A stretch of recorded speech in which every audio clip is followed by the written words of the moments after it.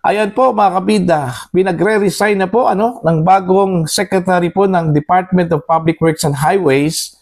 Ito hong mga opisyal po ng DPWH from top to bottom po mga kabida. Ito yung una kong order po niya bilang tugon po dun sa panawagan mga kabida na kailangan hong magkaroon po ng cleansing dito ho sa DPWH mga kabida matapos pong masangkot sa maanumaliyang flood control projects mga kabida. Yan ang pag-uusapan po natin sa ating episode for today. At bago yan, eto muna.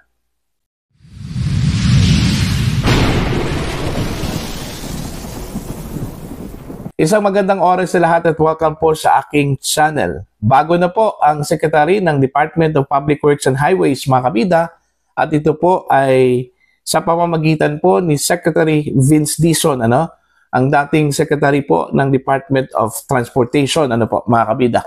Yung kanya hong unang marching order, kailangan hong mag-submit ng courtesy resignation, mga kabida, ang lahat ng mga opisyal po, ng DPWH from top to bottom, mga kabida, Ito po, babasahin ko lang po itong balita mula sa GMA News Online. New DPWH Chief Dizon orders courtesy resignation of all officials from top to bottom.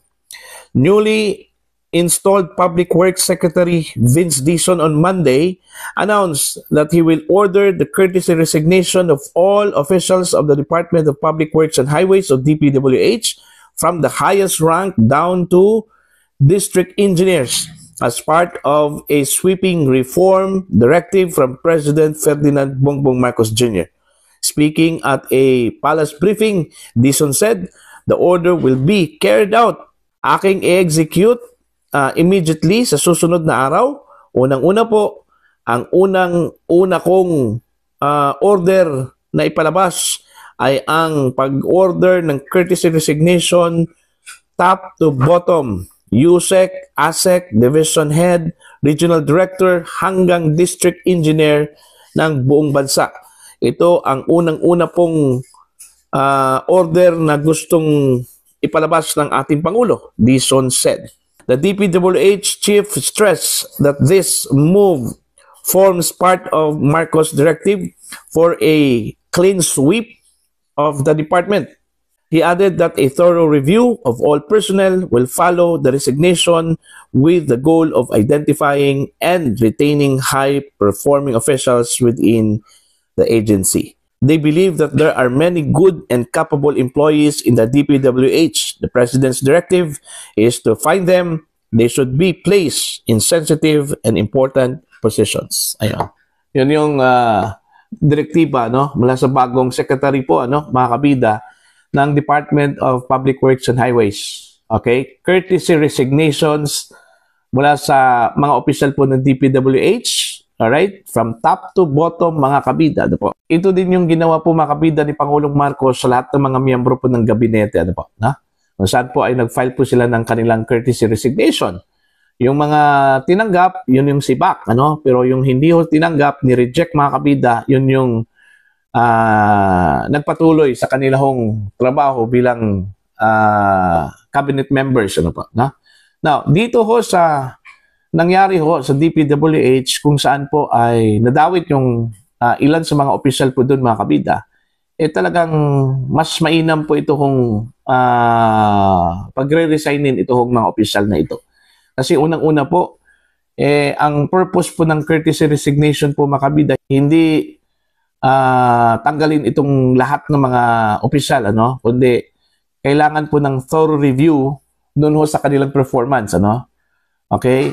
Pag makita ho, mga kabida, dun sa review po ng departamento na itong mga taong ito ay hindi ho nag-perform, okay, at may mga inakasangkutang mga anomalya po, mga kabida, yun yung tanggapin yung kanilang resignation.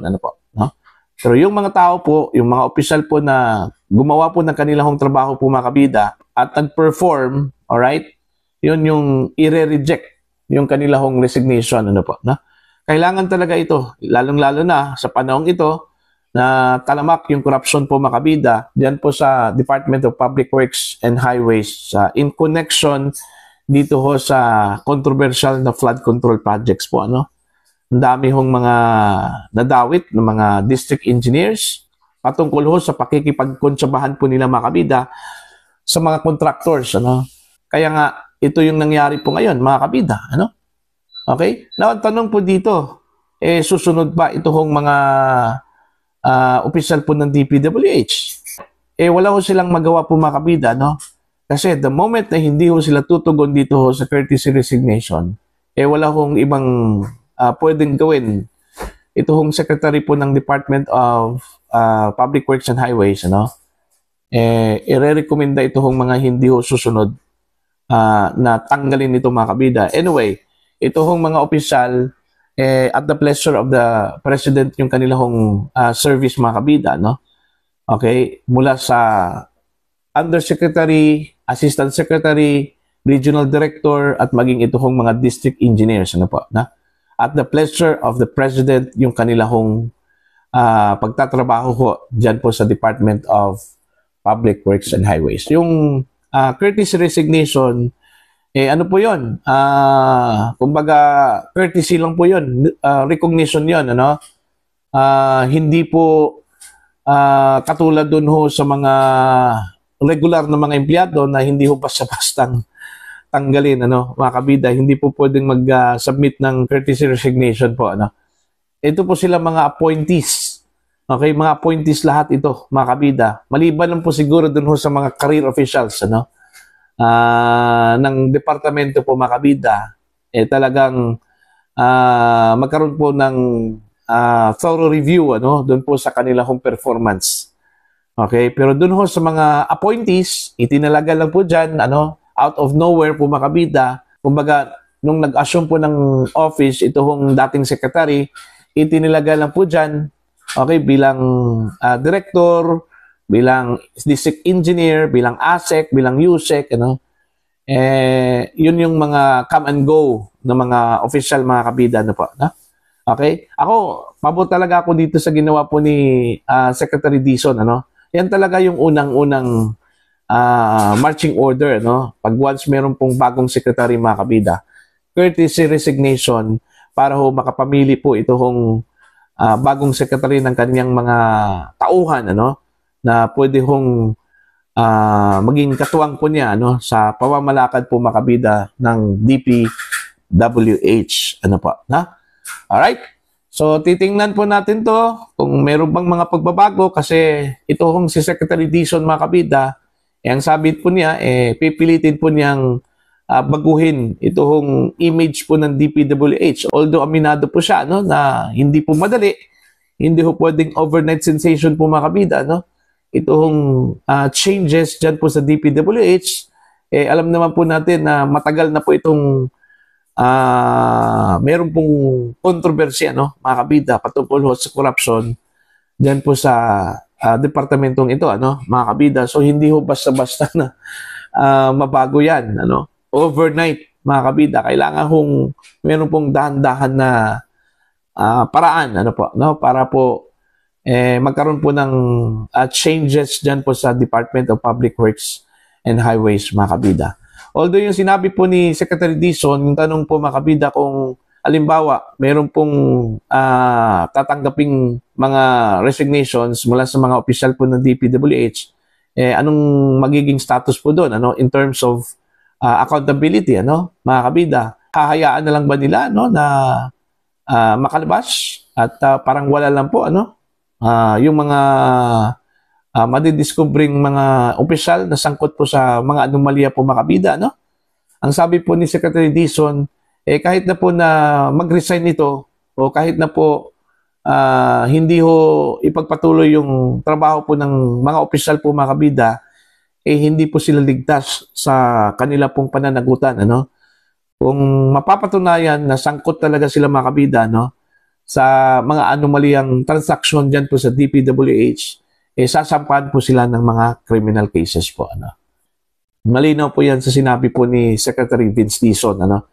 Hindi po sila ligtas, mga kabida, sa magiging prosecution laban po sa kanila in the future kung sakali hong malaman po at tiyak, ano, na sila po ay sangkot sa mga maanumaliyang transaction po ng DPWH.